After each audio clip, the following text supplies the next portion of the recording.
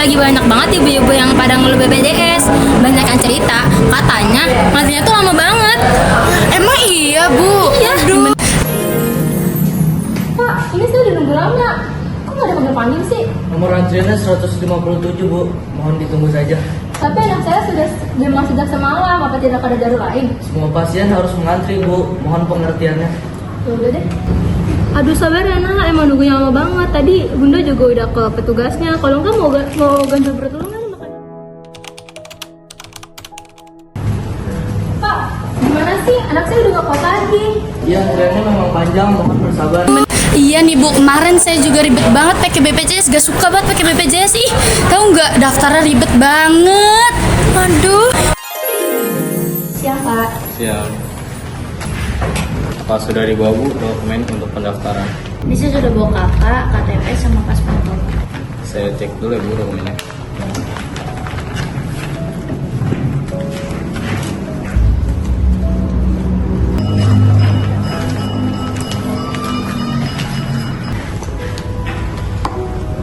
Maaf Ibu, untuk kartu keluarganya harus diupdate di kelurahan ya. Saya udah jauh-jauh ke sini. Masa nggak bisa sih diurus di sini aja? Maaf Ibu, memang sudah seperti itu prosedurnya. Kenapa sih ribet banget? Bawa bantu rakyat kecil aja susah banget prosedurnya. Ya Bu, itu mah nggak seberapa. Kemarin saya ke klinik, masa dibeda-bedain? Anak saya udah nggak kuat, masih aja. Pokoknya pelayanannya nggak banget deh Bu. Keluhannya apa? Anak saya demam sama 3 hari. Saya khawatir kalau misalnya dia terkena DBD. Kita cek dulu ya, tapi kalau BPJS hanya bisa untuk tes darah sederhana. Kalau mau lebih lengkap, ibu harus bayar sendiri. Tapi saya nggak punya uang. Bisa diusahain nggak? Maaf, memang seperti itu prosedurnya. Pasien non BPJS pasti ditanganin lebih serius. Nah, terus juga katanya pasien BPJS itu banyak yang nggak tersedia obat ya Bu. Pak, ini resepnya.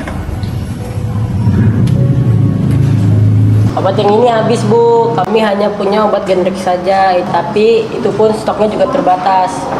Loh, terus saya harus bagaimana? Anak saya sudah butuh obat ini segera. Ibu bisa membelinya di apotek luar, tapi tidak bisa memakai BPJS. Loh, saya harus beli di luar? Bukan BPJS itu menanggung semuanya? Saya hanya menjalani aturan Bu. Yaudah, makasih Pak. Nah ini juga Bu, emang selama ini BPJS itu ada pembatasan buat berobat ya Bu? Buktinya di beberapa poli ini ada pembatasan pasien. Kesel banget saya, anak saya jadi nggak bisa berobat. Bu, kota hari ini sudah habis. Bisa datang lebih pagi lagi besok. Tapi saya sudah datang dari jam 6 pagi tadi. Hari ini hanya terima 20 pasien per hari. Bagaimana anak saya bisa diperiksa?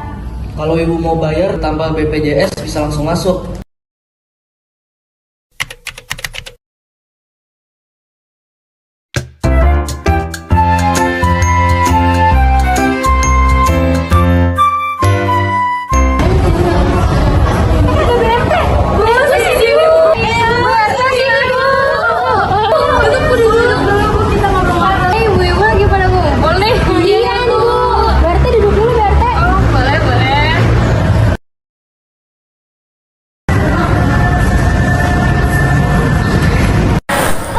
Ibu tadi mau kemana Bu? Saya tadi mau pulang, baru aja dari kantor RW abis sosialisasi tentang BPJS Kesehatan.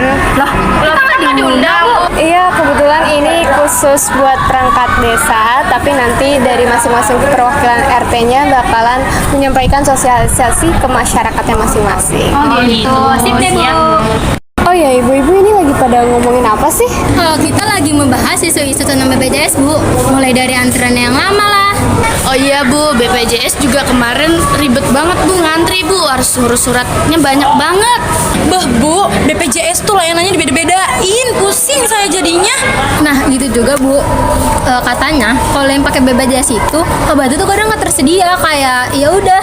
Nah, saya juga heran Bu, di beberapa poli kesehatan tuh punya pembatasan pasien ya Bu, khusus yang kalau pengurus buat BPJS kayak gitu. Pertama kalau masalah ngantri memang ya Bu, kita namanya berobat di mana aja pasti bisa ngantri, apalagi kalau di rumah sakit besar yang jumlah pasiennya banyak. Jadi dari kitanya sendiri juga harus mengerti Bu. Terus kalau masalah nih pelayanannya dibeda-bedain, itu saya sendiri membantah pernyataan itu karena semua peserta BPJS tuh mendapatkan hak yang sama dalam pelayanannya, hanya saja disesuaikan dengan kelas yang dipilih dari pasiennya itu. Prinsip dari layanan BPJS ini adalah equal treatment. Jadi semua pasien dilayani sesuai dengan kebutuhan medis, bukan berdasarkan kemampuan finansial ya Bu. Tapi kalau ada indikasi perlakuan yang nggak adil nih, peserta bisa melaporkan ke kanal pengaduan resmi dari BPJS-nya sendiri. Lalu masalah registrasi obat, udah jelas ya Bu, registrasi obat melalui BPJS sebenarnya ditujukan supaya memastikan obat yang diberikan sesuai dengan indikasi medis dan terdaftar dalam Volarium Nasional. Sistem ini bertujuan untuk menghindari pemborosan obat yang tidak diperlukan dan memastikan peserta mendapatkan pengobatan yang terbaik. Jadi daripada obat yang nggak sesuai, dikasih obat yang nggak sesuai, lebih baik jelas diberitahu bahwa tidak ada obat yang tersedia di apotek tersebut, namun nanti tetap diarahkan untuk ke apotek yang lainnya gitu. Kalau tentang daftar berobat udah nggak perlu ribet lagi nih Bu. Jadi proses pendaftaran berobat dengan BPJS saat ini udah makin mudah karena BPJS tuh punya sistem online atau mobile JKN, di mana mobile JKN itu Ibu bisa akses dari HP Ibu masing-masing dan seluruh keperluan Ibu untuk berobat bisa diakses di sana. Mulai dari apa aja sih fitur dari mobile JKN itu? Pertama ada fitur info peserta, yaitu memuat informasi tentang nomor peserta, kemudian fasilitas kesehatan, dan mengetahui status kepesertaan.